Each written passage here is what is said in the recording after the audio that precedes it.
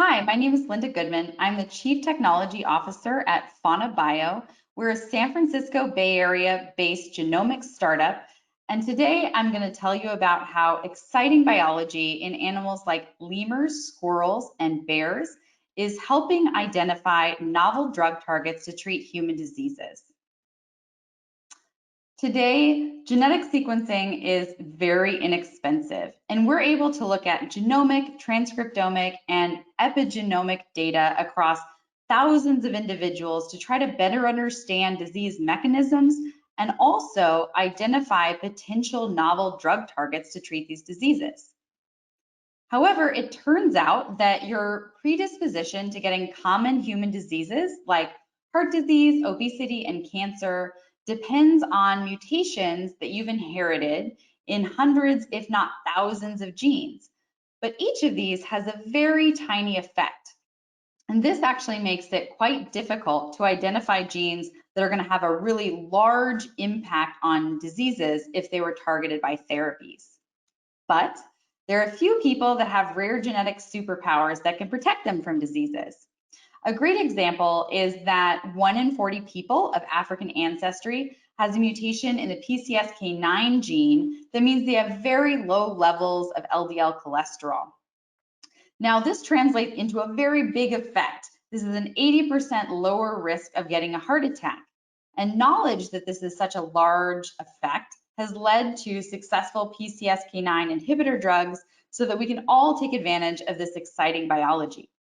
The problem is that humans do not have superpowers to cure every disease.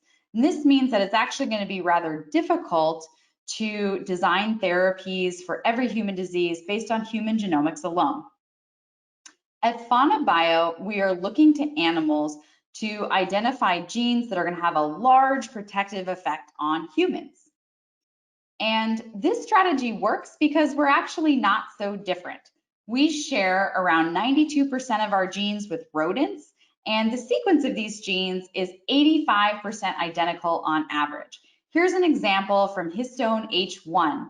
We can see this protein alignment across 5 mammals. This is highly conserved, and the proteins are very similar. This strategy of looking across mammals to identify drug targets for people is becoming increasingly popular. You may have seen in Newsweek magazine that elephants, despite their large size, many cells, do not seem to get cancer. So researchers are poring over the elephant genome to try to understand why and potentially design new cancer therapies based on this. Also, you may have heard of the naked mole rat, which is a very interesting creature that defies the laws of aging.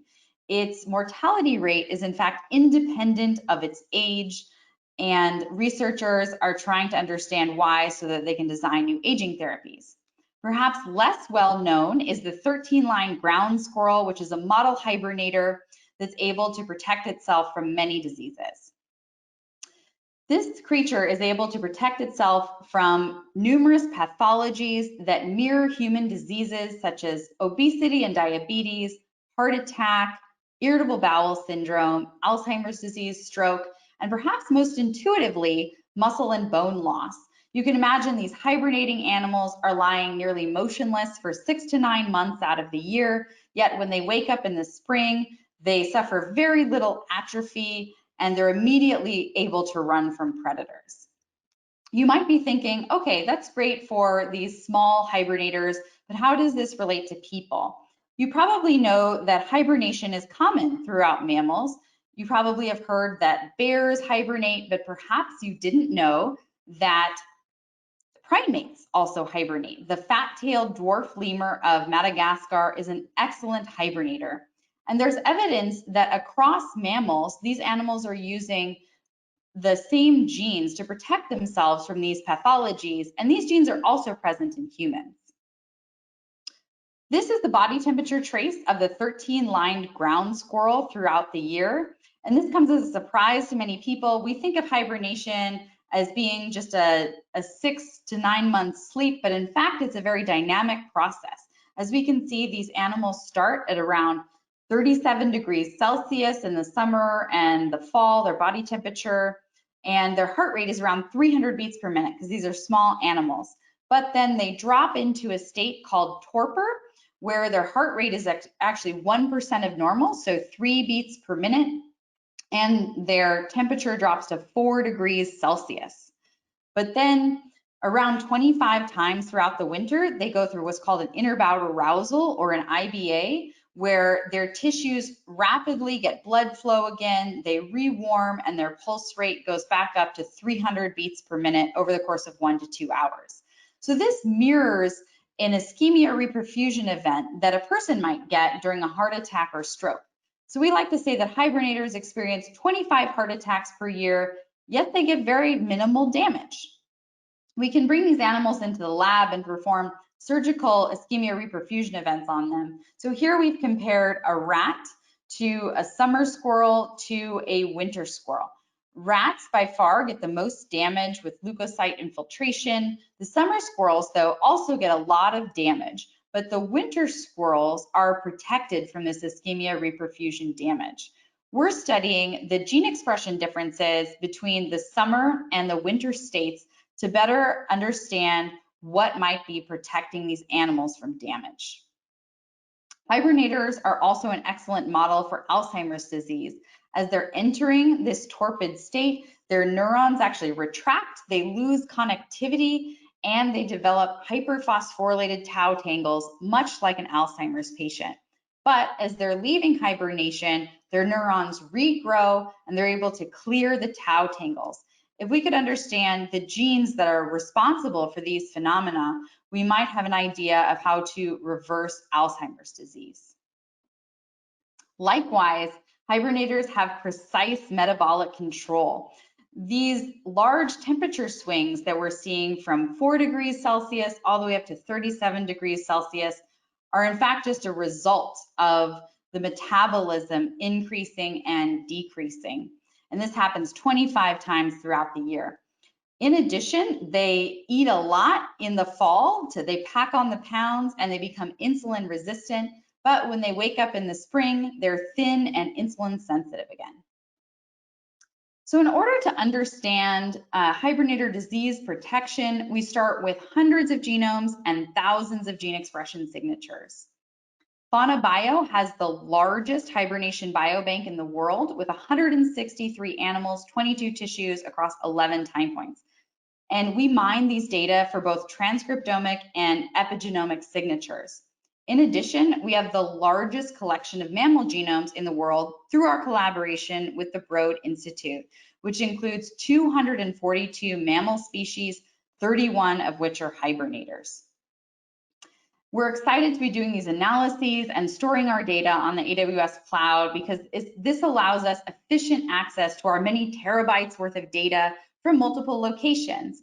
We have individuals analyzing these data not only in the San Francisco Bay Area, but also in San Diego and even in Santiago, Chile.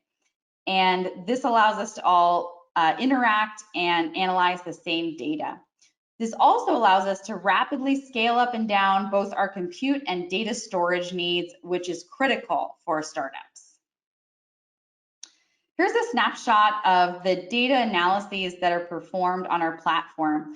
We start with Hibernator transcriptomic and epigenomic data. We also look at Hibernator evolutionary rate, so genes that are evolving particularly fast or slow within Hibernators. And of course, we incorporate human genomics as well.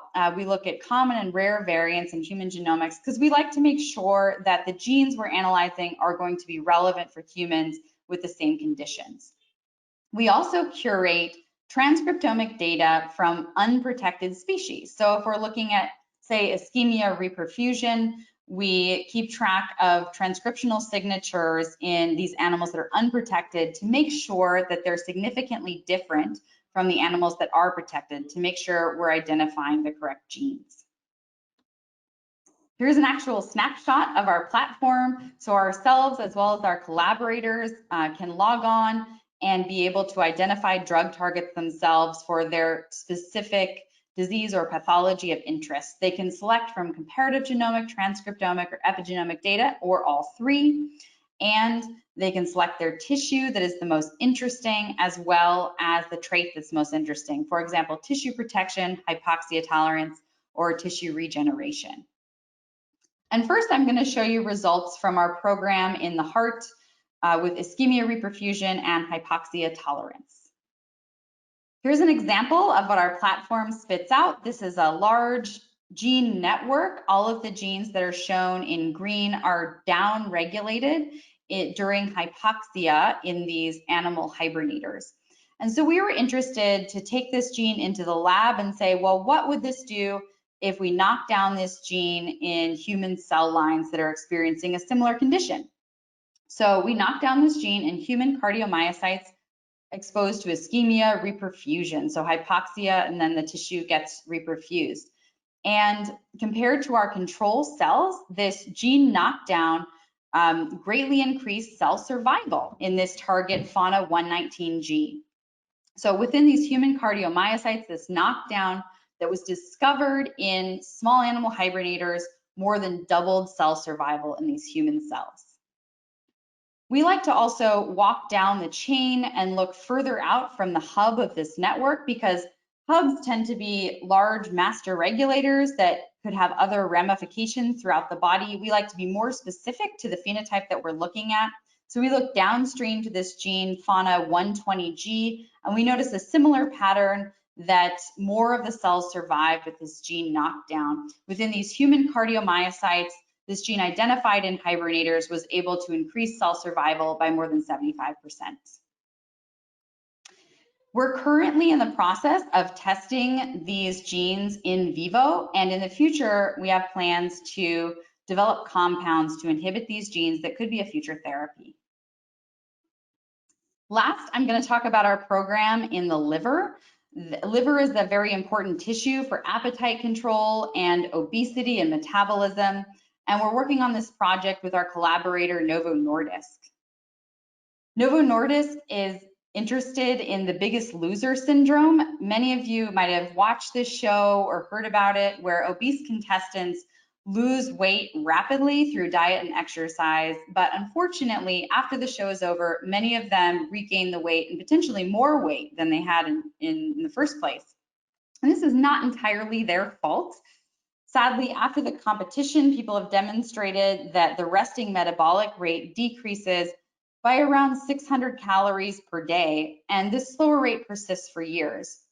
We're trying to better understand why this might happen and be able to identify potential drug targets to increase the metabolism so that people don't put the weight back on. As you might remember, hibernators are a great model for metabolic rate control. They increase and decrease their metabolic rate around 25 times throughout the winter. And we're studying the time point specifically as metabolic rate is strongly increasing to identify drug targets to increase metabolic rate. And here are some preliminary results from these analyses. We've identified this gene, Fauna 304G, that is strongly down-regulated as metabolic rate is increasing in the hibernators. And through a literature search, we noticed that levels of Fauna 304G, high levels, are associated with obesity in people. So this is potentially a promising target. And I would like to thank the organizers of this conference for the invitation to speak today. And I'd also like to thank the rest of the Fauna Bio team for their efforts and contribution to this research. Thank you very much.